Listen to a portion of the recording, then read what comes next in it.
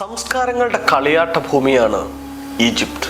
കൊച്ചുകുട്ടികൾക്ക് വരെ അറിയാം ധിക്കാരിയായ ഫറോവയുടെ ഭരണവും മൂസാ പ്രവാചകന്റെ ആഗമനവും പിരമിഡിന്റെ കഥകളും നൈലിന്റെ തീരത്ത് ഉത്ഭവിച്ച ചരിത്രങ്ങളുമെല്ലാം. ഈജിപ്ത് നമ്മൾക്കായി ഒരുക്കിയ വ്യത്യസ്തമായ കാഴ്ചകളുണ്ട്. അതിലേറ്റവും പ്രധാനപ്പെട്ടത് രണ്ടു തരത്തിലുള്ള മനുഷ്യരാണ്. ഈജിപ്തിലെ മനുഷ്യർ കൃത്യമായി രണ്ടു തട്ടിൽ തന്നെയാണ്.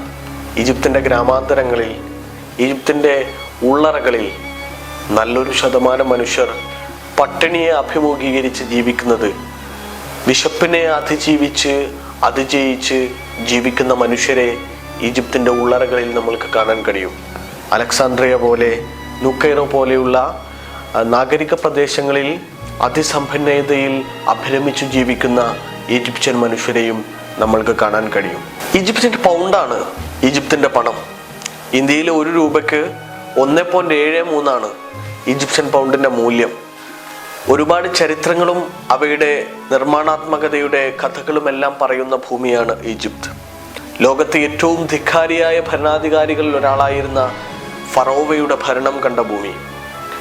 മമ്മിയും ഡമ്മിയും പിരമിഡുകളും മരിച്ചുപോയ മനുഷ്യരുടെ കൂടെ ചേർത്ത് വെച്ച് അവരുടെ പിരമിഡുകളിൽ, അവരുടെ ശവകുടീരങ്ങളിൽ ഒളിപ്പിച്ചു വെച്ച കോടിക്കണക്കിന് രൂപ വില വരുന്ന സ്വർണത്തിൻ്റെയും ഖനികളുടെയും കഥ പറയുന്ന ഭൂമി.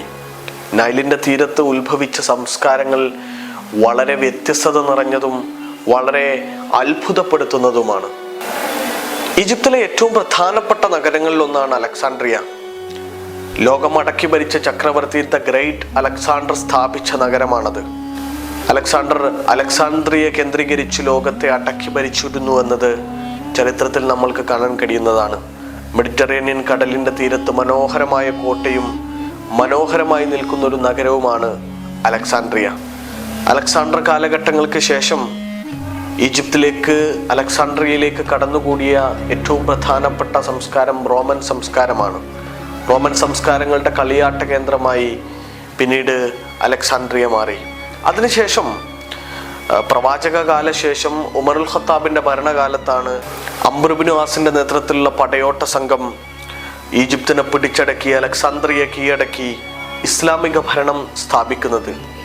മനോഹരമായ ഭരണകാലങ്ങൾ, മനോഹരമായ ഖിലാഫത്തിൻ്റെ കാലഘട്ടങ്ങൾ, ആ കാലഘട്ടങ്ങളിൽ നടന്ന ചരിത്ര സംഭവങ്ങളൊക്കെ നമ്മൾക്കറിയാം. അതിനുശേഷം ഒട്ടോമൻ സാമ്രാജ്യത്തിൻ്റെ കീഴിലും ഈജിപ്ത് നവനാഗരികതയുടെ പടവുകൾ താണ്ടി. അതിനുശേഷം ഇസ്ലാമിൻ്റെ പൈതൃകങ്ങൾ ഉറങ്ങുന്നൊരു ഭൂമിയായി ഈജിപ്ത് മാറി.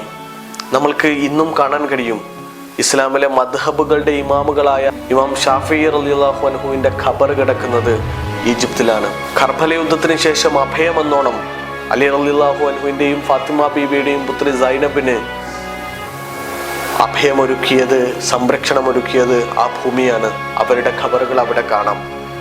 ആയിരക്കണക്കിന് ഔലിയാക്കളുടെ ഖബറുകൾ, ആയിരക്കണക്കിന് സഹാബികളുടെ ഖബറുകൾ, ഇമാം സുയൂത്തിയെ പോലെ, ദസൂക്കി ഇമാമിനെ പോലെ, മദ്ഹി ലോകത്ത് ഏറ്റവും പ്രധാനിയായ ഇമാം ബൂസൂരിയെ പോലെയുള്ള പ്രധാനികളുടെ ഖബറുകൾ, അംർ ഇബ്നു ആസിനെ പോലെയുള്ള സ്വഹാബികളുടെ ഖബറുകൾ, അതൊക്കെ ഇന്നും ഈജിപ്തിൽ അവശേഷിച്ച് കിടക്കുന്നുണ്ട്. നെപ്പോളിയൻ ബോണപ്പാർട്ടിൻ്റെയും സലാഹുദ്ദീൻ അയ്യൂബിയുടെയും ഒക്കെ പടയോട്ടങ്ങൾക്ക് ഈജിപ്ത് ഒരു കാലത്ത് സാക്ഷിയായിരുന്നു എന്നത് ചരിത്രങ്ങളിൽ എടുത്തു കാണാൻ കഴിയുന്നതാണ്. അതിലേറ്റവും വേദനിപ്പിക്കുന്ന ഇന്ന് നമ്മൾ കാണുന്ന കാഴ്ചകളിൽ പ്രധാനപ്പെട്ടത് ആയിരക്കണക്കിന് ഔലിയാക്കളുടെ, ആയിരക്കണക്കിന് മതപണ്ഡിതന്മാരുടെ, വലിയ ഉന്നത സ്ഥാനീയരുടെ ഖബറുകൾ, അവരുടെ മസ്ജിദുകൾ സംരക്ഷിക്കപ്പെടാതെ തകർക്കപ്പെട്ട് കിടക്കുന്ന രൂപത്തിൽ, സ്വയം തകർന്നു പോകുന്ന രൂപത്തിൽ കിടക്കുന്നു എന്നുള്ളതാണ്. മദ്ഹബിൻ്റെ ഇമാമായ ഇമാം ഷാഫിയുടെ മക്ബറക്കരികിൽ, പള്ളിയിൽ തീരെ സംരക്ഷിക്കപ്പെടാതെ അതിൻ്റെ മുറ്റങ്ങളിൽ ചീട്ടുകണിക്കുന്ന മനുഷ്യരെ നമ്മൾക്ക് കാണാൻ കഴിയും.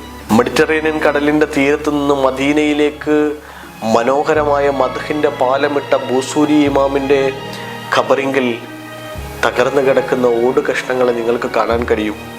ആയിരക്കണക്കിന് ഖബറുകൾ കൃത്യമായി സംരക്ഷിക്കപ്പെടാതെ, മെയിൻറ്റെയിൻ ചെയ്യപ്പെടാതെ, ഓടുകൾ തകർന്ന രൂപത്തിൽ, പെയിന്റുകൾ നശിച്ച രൂപത്തിൽ, പൊട്ടിപ്പൊട്ടിച്ച രൂപത്തിൽ കിടക്കുന്നത് കാണാം.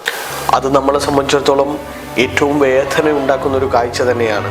അങ്ങനെ വൈവിധ്യമായ സംസ്കാരങ്ങളും കാഴ്ചകളും ഒക്കെയുള്ള ആ ഭൂമി ഇസ്ലാമിക ചരിത്രത്തെ സംബന്ധിച്ചിടത്തോളം, വിശ്വാസിയെ സംബന്ധിച്ചിടത്തോളം ഏറ്റവും മനോഹരമായ, ഏറ്റവും അധികമുള്ള ചരിത്രങ്ങൾ, അതിൻ്റെ സംസ്കാരങ്ങൾ, അതിൻ്റെ അടയാളങ്ങളും ഷിയാറുകളും ബാക്കി വെക്കുന്നൊരു ഭൂമി തന്നെയാണ്. അറിവ് തേടിയെത്തിയ മനുഷ്യർക്ക് എല്ലാ കാലത്തും ഈറ്റില്ലമായൊരു ഭൂമിയാണ് ഈജിപ്ത് എന്ന് നമ്മൾക്ക് കണ്ടാൽ മനസ്സിലാകും.